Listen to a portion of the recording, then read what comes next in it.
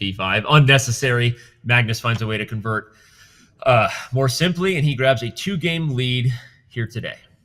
First time in the match we've seen somebody extend the lead to 2 games, and for Arjun Erigaisi, you got to keep showing your stuff. I mean, he's playing good chess overall. When you're playing against Magnus Carlsen, it's going to be an uphill battle. Of course, that's the case. But I think that Arjun, he can take pride in some of the moves that he's finding and some of the games that he's playing. But ultimately, it seems like he hasn't been able to string it all together in the way we know he's capable of. And Magnus continuing to play, what do we want to call it? It's not obscure or dubious, but he's specifically choosing variations that are less theoretically popular, I guess. In this kind of early A6 Slav here. I'm not even reading the chess.com ECO. It has weird names that I don't even know. I mean, sometimes there's just names where you go, was that a real person or is someone trolling right now? Yeah. You just get also sometimes hyphens, was this 2 different people? Yeah. Was it the town they played in? But either way, this is a Magnus Carlsen staple of putting the pawns on A6 and H6, delaying some of his development. But as we see, he has connected his rooks. All of his minor pieces are out. The queen sits in a nice spot on D6. It's just covering some squares, and white does have a little bit more space. This rook on C1 is better than any of black's rooks, but black is doing a nice job. Knight on E4. Maybe we'll see F5, maybe even F4, and black could think about getting quite aggressive on the king side. Agreed, Town. Population us. It's been a minute since our population brought us together. It's so much fun. Knight to C5.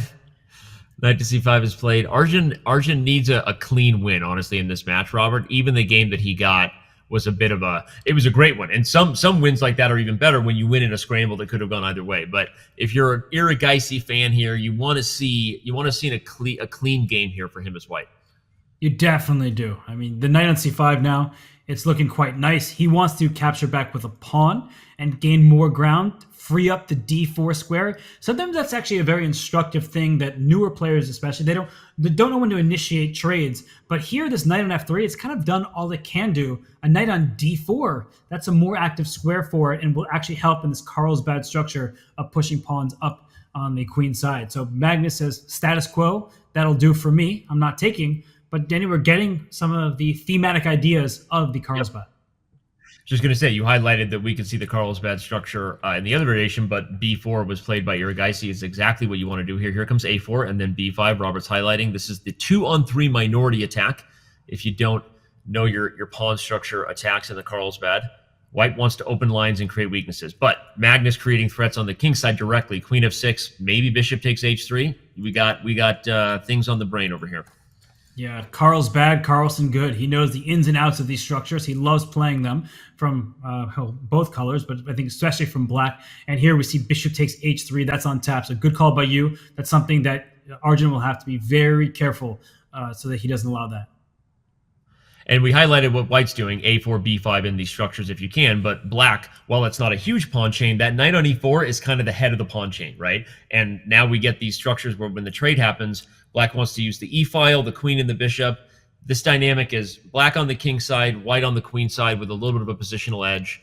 We'll see if Magnus can create an attack or if Arjun can kind of get the positional offensive stuff going over there on the queen side. In that first game in that Petrov, we had symmetry, and it feels like in most of these positions we've actually been avoiding. Did you see? Wait a second. Yeah, I grabbed my head because I thought knight takes D7. Eval Bar was like, "You're nothing, dude. Like, it's not a big deal." I'm like, "Okay, thanks for humiliating me." But was knight takes D7? What was going on with that? That's something you bishop takes C2. White wins a piece. Right. Knight takes F6. So. Just to show. The idea, I guess, is Magnus was just going to move his queen, and you're threatening F3. That's the idea. Yeah, you're threatening all this stuff at once, and you get your piece back, and the bishop on E4 is a monster. So, yeah, that was weird. At first, I was like, wait a second. That knight on D7 was loose there, but because we didn't see a reaction from the evaluation bar, we know that Magnus had this worked out. It wasn't a blunder. And now as the game continues, it's all about that Carlsbad structure that's being whittled down. And I like to say this, a pawn chain is only as strong as its base pawn. So capturing on C6, it shortens the pawn chain, brings it within white's sights. That rook on C1 stares at the C6 square. So white at least can look at that favorably. But on the flip side, this knight may jump forward to a square like c4 and use that as an outpost. Yeah. Well described. I love when you talk pawn structure. I feel like it's like pillow talk for me. I could just lay down and let you tell me a little bedtime story about pawn structure. That was educational. And I love how you just quickly said, I mean, seriously, that like bringing the pawn closer is a strategy when you're assaulting the enemy pawn structure. It's harder to get to a base pawn that's protected on the 7th rank. The further you can bring your pawns out, you're isolating them, you're making them vulnerable. And so that's why this positional strategy works. And I appreciated that quick knowledge drop.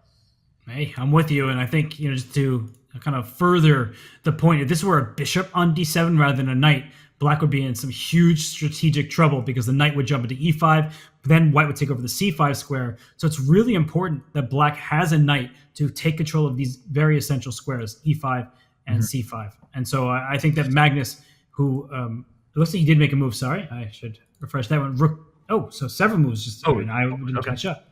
Let me. That's all right. We were learning. It's okay. We were learning together. So what happened here? Yeah. He pushed with c5. So he says, okay, no weakness on c6. Instead, he's going to accept the isolated pawn. And as we see, we're in this position now. Sorry, I guess the game wasn't, the moves weren't catching up to the live position. But what do you make of this, Danny, where black does seem solid, but has probably the worst pawn on the board on the d5 square? It's funny because when it comes to the isolated queen pawn dynamics, like the knight endgame is gonna be okay for black. It's hard to gang up on it. The major piece ending, you could double up on the pawn, but will that be enough to convert? I think that Arjun likes the spot with the knight on d4, and it it looks pretty, but how do you increase your pressure against the d pawn? And I think Magnus is using it well. Moves like rook to c4. You also have the e4 square for the knight to just keep in mind. So long-winded way of saying, I think there's not enough material right here for white to really say you're going to get an advantage against the d pawn, but maybe Arjun will prove me wrong. Yeah, it's a long-term weakness, but if black can keep that activity, and knight e4 is a good way of doing just that, then it's going to be hard to get after that pawn. And if you think about it, how would you even do that? You have to move your knight away from this great d4 square, which would leave the b5 pawn in attackable territory. So I do look at this position. I think that it's quite dynamic, actually. Sometimes we just chalk these positions up to easy to play, draw, things like that. I actually don't think it's that simple. And by the way, knight f5 there could have been a threat for a checkmate in one. So Magnus pins the knight instead and puts pressure on f2. I like what you said. This position is harder to play than it first meets the eye, and even though there's not a lot of pieces on the board for black, they always say you want to use the space, use the squares you have available when you have an IQP. Magnus is doing that well. His knight and rook are very active here, and it almost makes it impossible for white to unwind and focus on the d pawn, right? Because you're dealing with the pesky activity of the knight and rook. And by playing f3, you've booted that knight out of e4, where, as you said, it was a pesky piece. But now the pesky on e3 is vulnerable. Yep. So you see that there are downsides to every single pawn move that's made in a chess game. And the d5 pawn now, it's targeted, but rook c5 defends and attacks this b5 pawn. I would say both players have chances in this position. It's not just dead equal, where we'll just see them make a quick draw, because look at Arjun's clock. He is down a minute, and he does have some things that he needs to figure out.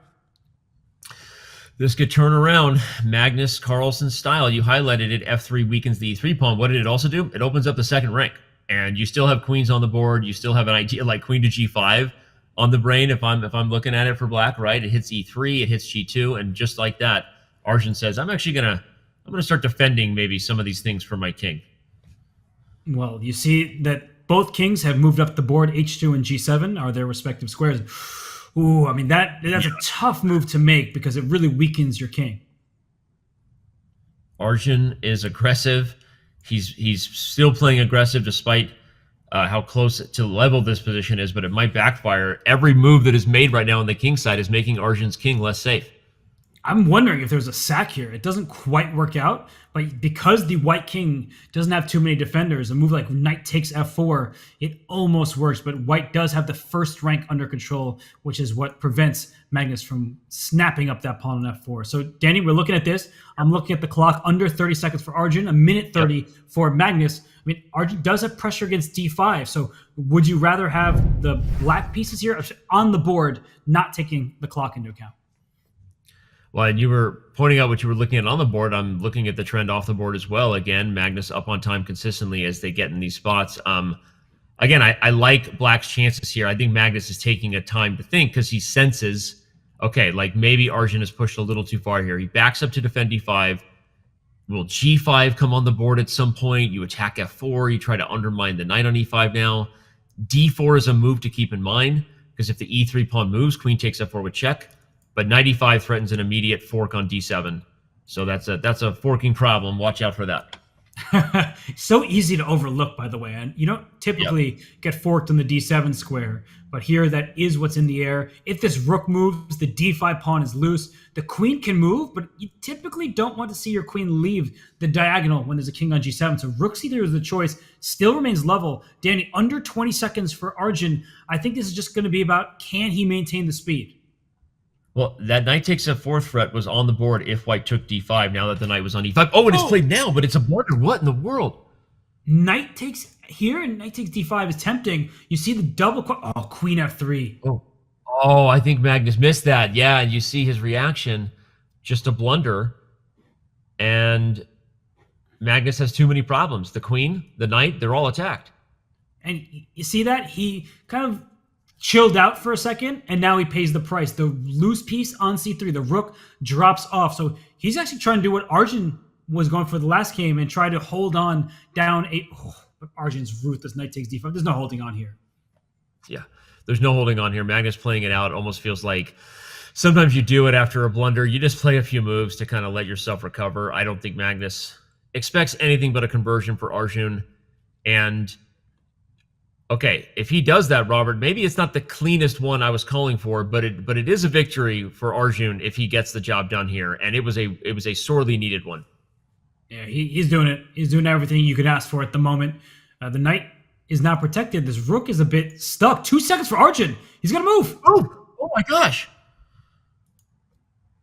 Oh my gosh, queen g3. Yeah, because his king is in danger. 1 second. Oh my god. And he found queen e5, a rook e4, a great response from Magnus. Now he's going for the king. Dude, he has no time. He made that with 0.3 seconds. This is rook takes g2 might win on the clock. Like, you might just take a chance here if you're Magnus. Take g2 with queen e4 check and just try to catch him into pre-move. No, he plays queen f1. But he's made it. Oh my god, he gets mated.